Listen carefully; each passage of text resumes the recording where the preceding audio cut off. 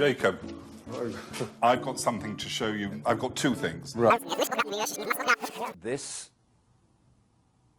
family bloodline interbreeding control system of these elite families was not just a human thing. It went beyond that into entities that are anything but human. And it was only with the passage of the years and more research when I started to realize the nature of this reality that we're experiencing that made sense in how this structure is playing out.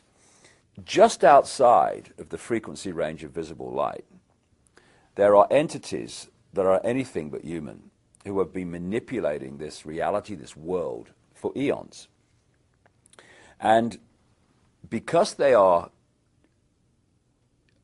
operating on a frequency that's different to ours, they have to manipulate our world through conduits. I mean, interfaces. For instance, when you see scientists in a laboratory, they want to work with material that's very dangerous. So the material will be in a big glass tank, and they will be outside the tank, and they'll put on those gloves, and they can work from outside the tank into the tank and do what they have to do.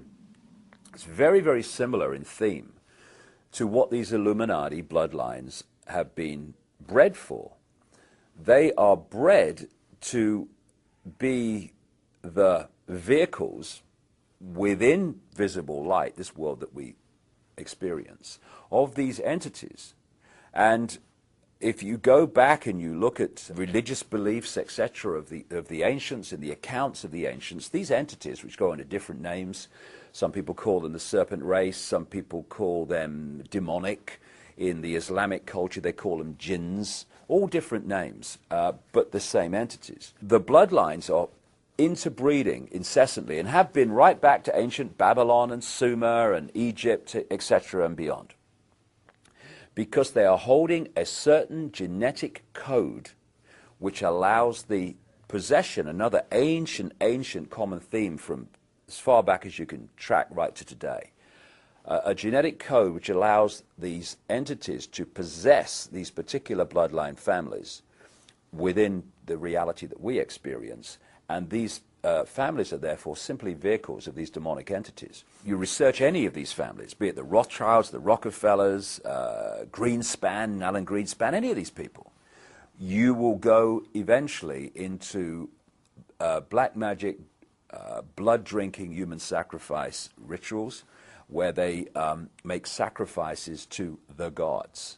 And these gods are these entities which feed off human energy and feed off human blood too. So people accept, yes, long ago people used to use human sacrifice to the gods, yes, and all the rest of it. And they think, oh no, we're kind of civilized now. Well, some of us are, but these bloodlines are not, and they're just continuing to do today covertly what they were openly doing in the past. And they are interacting with these entities all the time in their rituals. That's why they do all these rituals. That's why they drink the blood.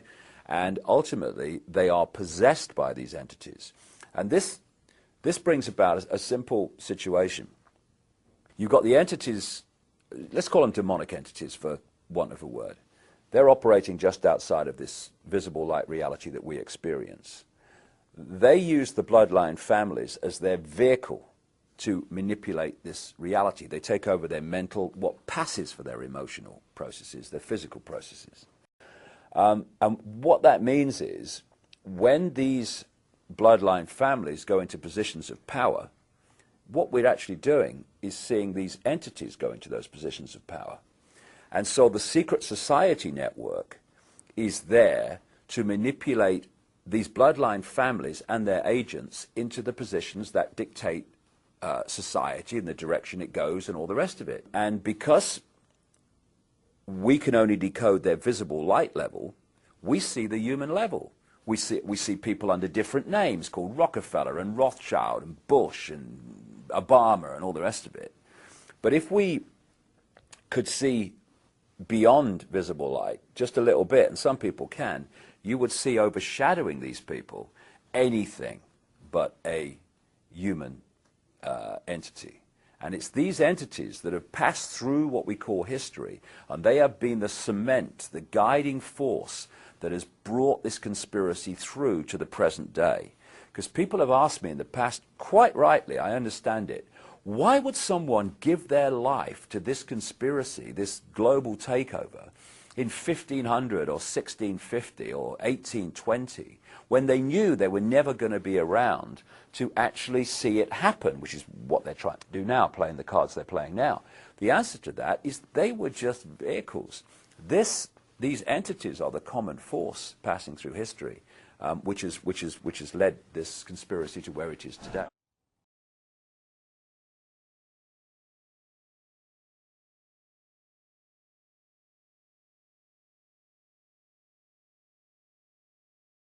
You see, my dear girl, I joined the Freemasons before it was trendy. That's my eyeball on the dollar bill. That's also my pyramid. That's also my pyramid.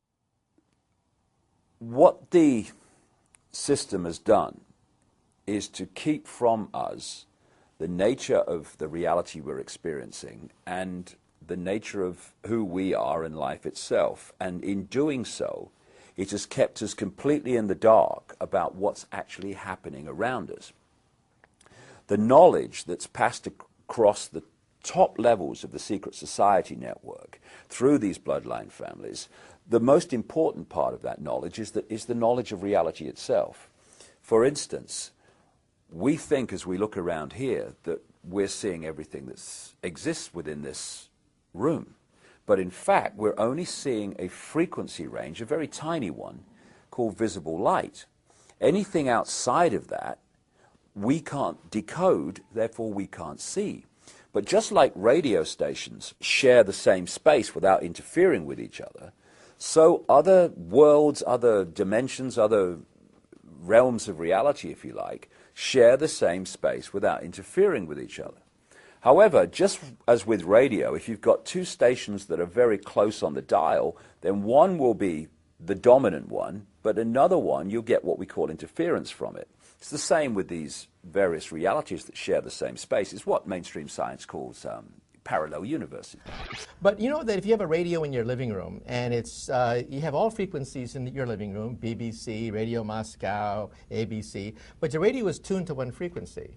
You're decoherent from all the other frequencies. You're only coherent with one frequency. Right. We now believe that the universe is vibrating and that there are vibrations of different universes right in this room.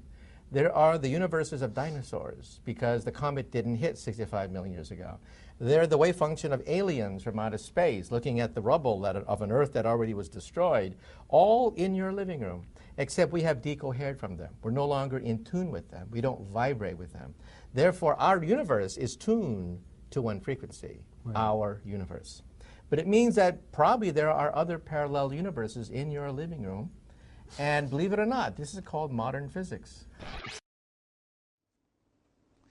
These reptilian entities seem to operate, and again, it's not just reptilian. There are many different kinds of entities that do not have a human form that operate just outside of human sight, and history has recorded them as demons and all this stuff.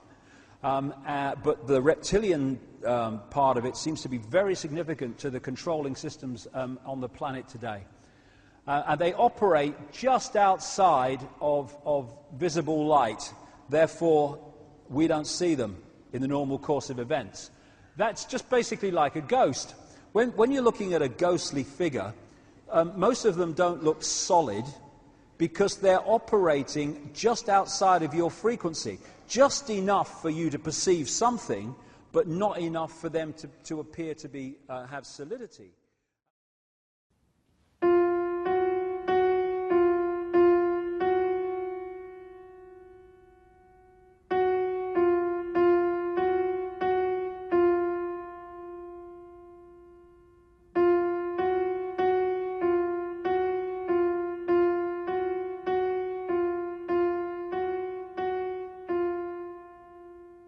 Please, come forward.